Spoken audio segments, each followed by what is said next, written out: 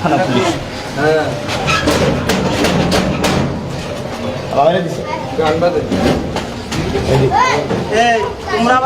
Major Ziaur Rahman, যাকে ঘিরে এদেশের মানুষ স্বপ্ন দেখেছিল নিজেদের ভাগ্য বদলের, কিন্তু মেজর মোজাফফরদের কারণে ধূলিসাৎ হয়ে যায় কোটি বাঙালির সে স্বপ্ন।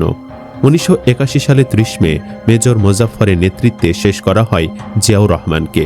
এরপর থেকেই 45 বছর ধরে পালিয়ে বেড়ানো এক মানুষ মোজাফফর বদলে ফেলেছিলেন চেহারা, পরিচয়, এমনকি জীবনের প্রতিটি অভ্যাস।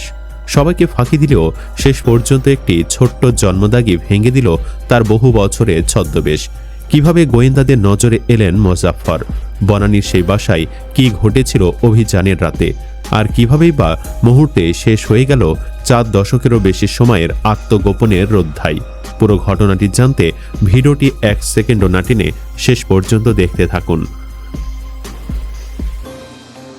দীর্ঘ 45 বছর আত্মগোপনে থাকার পর অবশেষে গ্রেপ্তার হয়েছেন শহীদ প্রেসিডেন্ট জিয়াউর রহমানের ঘাতকদের অন্যতম হোতা ছদ্মবেশী অবসরপ্রাপ্ত মেজর মোজাফফর হোসেন।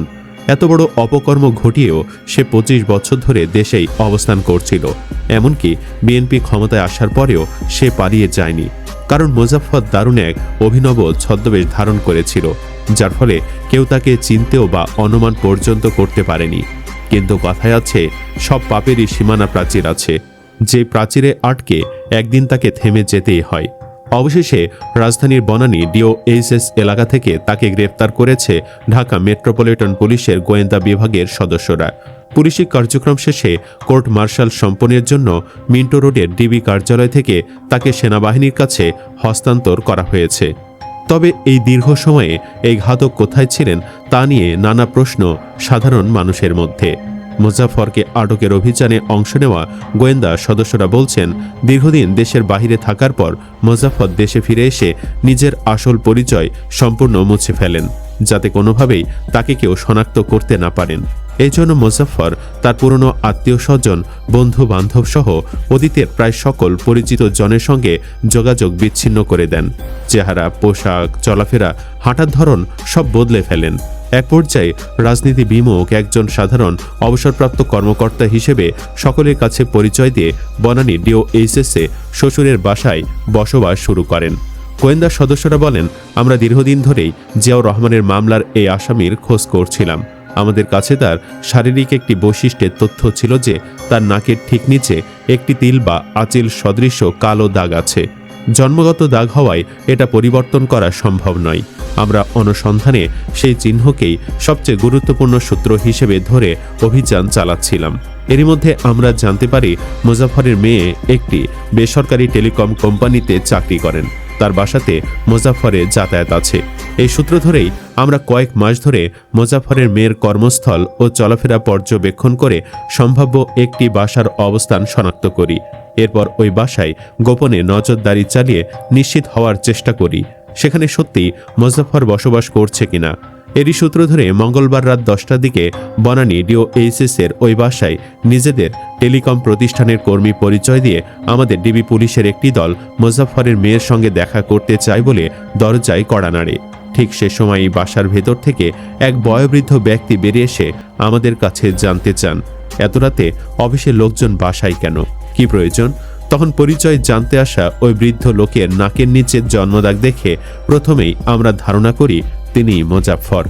এরপরও নিশ্চিত হওয়ার জন্য কথোপকথনের এক পর্যায়ে তাকে উদ্দেশ্য করে বলি, আপনি কে?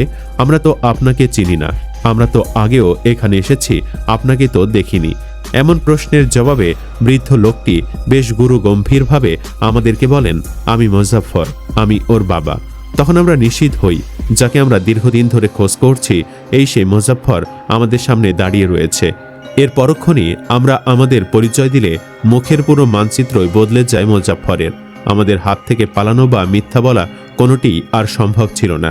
তাকে গ্রেফতার করি আমরা। এরপর ঊর্ধ্বতন কর্মকর্তাদের বিষয়টি জানিয়ে তাকে মিন্টো রোডে ডিবি কার্যালয়ে আনা হয়। বিষয়টি নিয়ে ঢাকা মেট্রোপলিটন পুলিশ DMPর অতিরিক্ত কমিশনার মোহাম্মদ শফিকুল ইসলাম বলেন, আমরা যতটুকু জানতে পেরেছি সে যেই বাসা থেকে আটক হয়েছে সেই বাসাটি তার শ্বশুরের। আটকের সময়ে বাসাটিতে পরিবারের সবাই তার সঙ্গে ছিল। দীর্ঘ সময় দেশের বাহিরে থাকলেও বর্তমানে মুজাফফর ডিওএইচএসে তার শ্বশুরের বাসাতেই পরিবারের সঙ্গে বসবাস করে আসছিলেন। আর যখন সে দেশের বাহিরে ছিলেন তখনও নিয়মিত পরিবারের সদস্যদের কাছে যাতায়াত করতেন, দেখা করতেন, তাদের মধ্যে যোগাযোগ ছিল। তখন যেহেতু শহীদ প্রেসিডেন্ট জিয়াউর রহমান নিহতের বিচার সেনা আইনে হয়েছিল এবং সেখানে বিচারাধীন মামলা থেকেই মুজাফফর পালিয়েছিলেন, তাই তাকে আটকের পর আমরা প্রক্রিয়া অনুযায়ী সেনাবাহিনীর সঙ্গে যোগাযোগ করি। পরে আইনি প্রক্রিয়া শেষে তাকে সেনাবাহিনীর কাছে হস্তান্তর করা হয়েছে। এদিকে নথিপত্র অনুযায়ী সেনা বিদ্রোহ নামে 1981 সালে 30শে মে তৎকালীন প্রেসিডেন্ট জিয়াউর রহমানকে শেষ করার পর নথিপত্র অনুসারে এই মুজাফফরই ওই ঘটনায় সম্পৃক্ত একমাত্র ব্যক্তি যিনি এখনও জীবিত আছেন। যতদূর জানা গেছে, জিয়াউর রহমান নিহতের পর জাতীয় রক্ষী বাহিনীতে প্রথম কমিশন পাওয়া তৎকালীন 24 পদাতিক ডিভিশনের এই সেনা কর্মকর্তা কিছুদিন দেশের অভ্যন্তরে বিভিন্ন জায়গায় ভোল পাল্টে আত্মগোপনে ছিলেন। এরপর সুযোগ বুঝে ভারতের কলকাতায় চলে যান। সেখানে তিনি ভারতীয় গোয়েন্দা সংস্থার কাছে আশ্রয় নেন। তখন তিনি নিজেকে কখনো বিপ্লব সরকার, কখনো আবার জয় ব্যানার্জি নামে পরিচয় দিতেন। কলকাতায় থাকাকালীনই মেজর মোজাফফর হোসেন ভারতীয় পরিচয় নিয়ে জিয়াউর রহমানের আরেক ঘাতক অভিযুক্ত মেজর এস.এম. খালেদের সঙ্গে দেখা করতে থাইল্যান্ডে যান। কিছুদিন সেখানে অবস্থানের পর খালেদ মারা গেলে আবারও ভারতে ফিরে যান মোজাফফর। 1996 সাল পর্যন্ত তিনি পুরোপুরি ভারতেই অবস্থান করেন। এরপর তিনি আবারও সীমান্ত অতিক্রম করে দেশে ফিরে আসেন, নিজের পরিচয় গোপন করে বিভিন্ন সময় বিভিন্ন জায়গায় স্ত্রীর সন্তানদের সঙ্গে দেখা করেন, সময় কাটান। এক পর্যায়ে তিনি নতুন পরিচয় ধারণ করে পরিবারের সঙ্গেই নিয়মিত বসবাস শুরু করেন।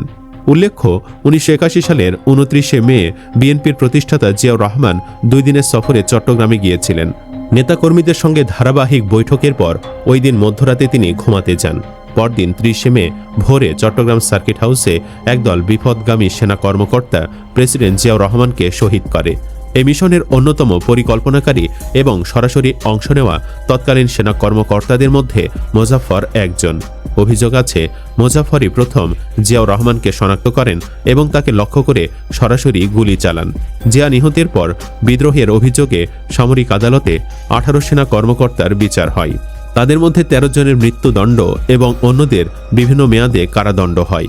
তবে মেজর এস.এম. খালেদ ও মেজর মুজাফফর পালিয়ে যেতে সক্ষম হন এবং তাদের ধরিয়ে দিতেও পুরস্কার ঘোষণা করা হয়েছিল। সাংবাদিক অ্যান্থনি মাসকারেনহাস 1986 সালে প্রকাশিত তার বাংলাদেশ এ লিগাসি অব ব্লাড বইয়ে জিয়া নিহতের একটা বর্ণনা দিয়েছেন। বইটির 13শ অধ্যায়ে তিনি লিখেছেন, হামলাকারীরা সার্কিট হাউসের কক্ষগুলোতে জিয়াউর রহমানকে খুঁজছিলেন। গোলাগুলির শব্দ শুনে জিয়া কক্ষ থেকে বেরিয়ে এলে তার সবচেয়ে কাছে ছিলেন মেজর মুজাফফর ও লেফটেন্যান্ট মোসলেউদ্দিন।